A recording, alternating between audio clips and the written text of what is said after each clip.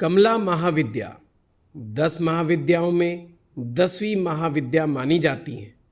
वे माँ लक्ष्मी का तांत्रिक रूप हैं, यानी समृद्धि, सौभाग्य, धन, ऐश्वर्य और आध्यात्मिक वैभव की देवी है माँ कमला।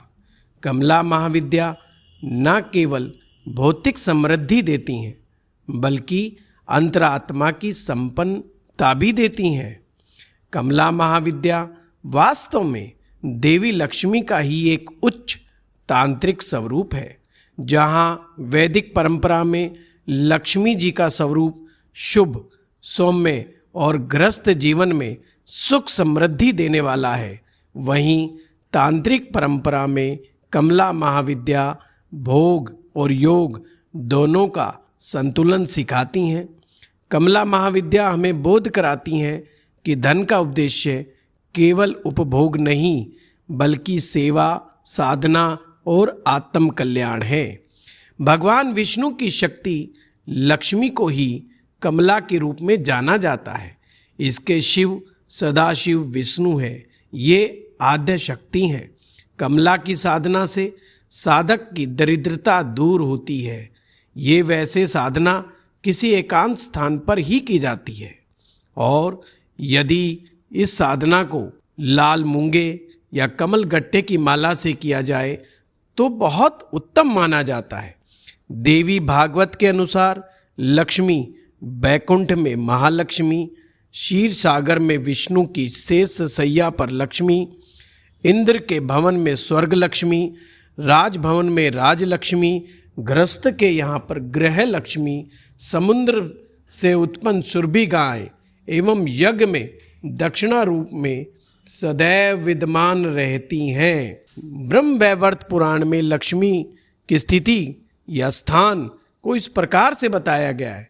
बैकुंठ में महालक्ष्मी के रूप में, 3 लोकों में राधा के रूप में, स्वर्ग में स्वर्ग लक्ष्मी के रूप में, गोलोक में सुरभि के रूप में, चंद्रमंडल में शोभा के रूप में, भूलोक में राज लक्ष्मी के रूप में और यज्ञ में दक्षिणा के रूप में, ग्रह में ग्रह लक्ष्मी के रूप में लक्ष्मी का वास होता है। मित्रों, श्रीमद् भागवत के अनुसार एक बार देवासुर संग्राम में जब देवता दैत्यराज बलि द्वारा पराजित हो गए, तब उन्होंने विष्णु के परामर्श पर समुद्र मंथन कर उससे रतन निकालने की योजना बनाई। देवता की योजना से दैत्यगण सहमत हो गए। तब मंदराचल पर्वत को मथनी तथा वासुकी नाग को रस्सी बनाकर समुद्र मंथन किया गया।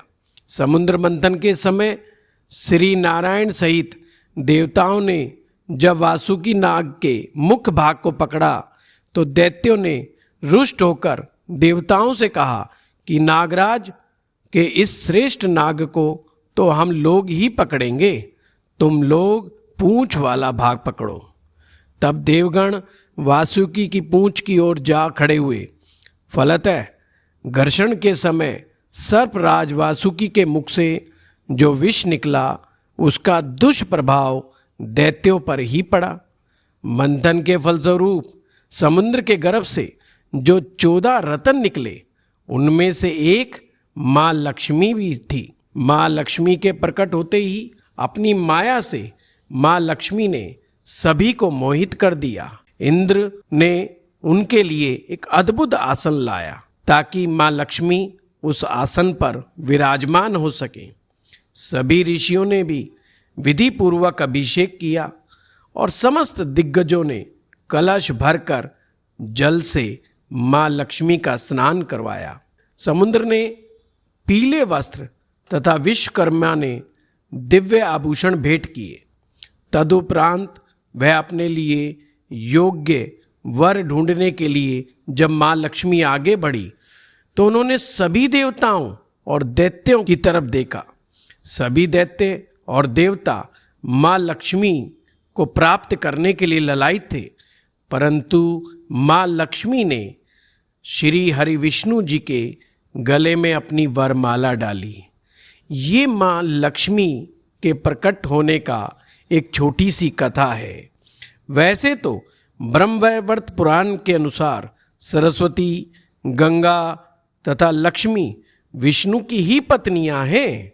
कमला देवी को कमलासना के रूप में दिखाया गया है। वे 4 भुजाओं वाली हैं, 2 हाथों में अभय और वरद मुद्रा है, शेष 2 हाथों में कमल पुष्प धारण किए हुए हैं। उनके चारों ओर हाथी जल से स्नान कराते हुए दिखाई देते हैं, जो राजसत्ता, ऐश्वर्य और शुद्धता का प्रतीक है। उनका रंग सोने जैसे चमकता है। उनका यह स्वरूप बताता है माँ लक्ष्मी भौतिक सुख और आध्यात्मिक ज्ञान का समन्वय करने वाली हैं। जो लक्ष्मी भौतिक सुख और आध्यात्मिक ज्ञान का समन्वय कर दे वही सच्ची लक्ष्मी कहलाती हैं। तंत्र में कमला महाविद्या को श्री विद्या के उच्चतम रहस्य से जोड़ा गया है। उनकी साधना से व्यक्ति को राजसत्ता और सम्मान प्राप्त होता है।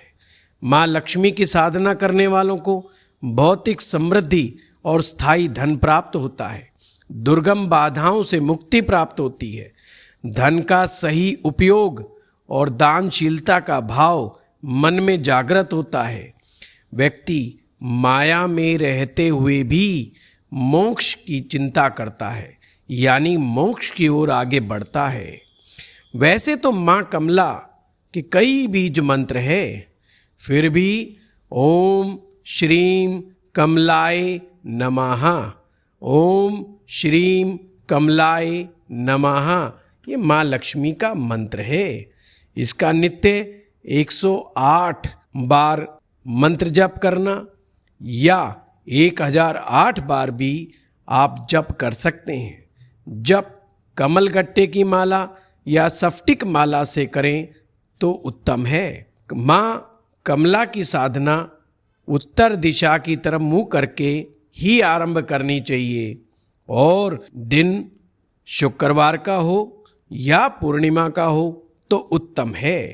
साधना की विधि भी मैं आप लोगों को अगले वीडियो में जरूर बताऊंगा, परंतु ध्यान रहे हमें अपने जीवन में कमला महाविद्या की साधना अवश्य ही करनी चाहिए। जब तक माँ लक्ष्मी का आशीर्वाद हमारे जीवन में नहीं होता, हमारे जीवन में धन का आवागमन भी नहीं होता। माँ लक्ष्मी जब हमारे ऊपर आशीर्वाद रखती हैं तब हमारे जीवन में धन आता है। धन जब तक अशुद्ध है, जब तक वह सेवा, साधना और समर्पण में ना लगे। ध्यान रहे लक्ष्मी जी के आशीर्वाद से आपको धन तो जीवन में प्राप्त हो सकता है, परंतु ये भी हो सकता है कि आपका ये सारा धन गलत कार्यों में खर्च हो जाए। अतः माँ कमला की साधना करने से धन कभी भी अशुद्ध कार्यों में नहीं खर्च होता। भोग और त्याग जीवन के 2 महत्वपूर्ण अंग हैं। भोग को त्याग से जोड़ना ही योग है। कमला महाविद्या की कृपा प्राप्त होते ही परिवार में सौभाग्य और शांति बढ़ जाती है। अचानक से आर्थिक वृद्धि होने लगती है। मन में करुणा का भाव जागृत होता है। दान करने की प्रवृत्ति विकसित होने लगती है। आत्मविश्वास और तेज में वृद्धि होती है। ये ध्यान रहे माँ कमला को कमल का पुष्प विशेष प्रिय है। अतः माँ कमला की साधना करते समय कमल का पुष्प चढ़ाना बिल्कुल भी ना भूलें। यह साधना जीवन में कर्ज, दरिद्रता, वित्तीय अस्थिरता ये सब समाप्त कर देती है। जो साधक भोग और मोक्ष चाहते हैं उन्हें कमला महाविद्या की साधना अपने जीवन में अवश्य ही करनी चाहिए। मित्रों, पराविद्या फाउंडेशन के द्वारा ये आपको कमला महाविद्या के बारे में आपको परिचय दिया गया है। यदि आप ऐसे वीडियो और चाहते हैं तो हमारे चैनल को सब्सक्राइब करें, लाइक करें और हाँ, कमेंट बॉक्स में लिखना ना भूलें क्या आप कमला महाविद्या की पूरी विधि विधान सुनना पसंद करेंगे। तो ज़रूर कमेंट बॉक्स में लिखें। अगला वीडियो आपको इसी पर मिलेगा। धन्यवाद।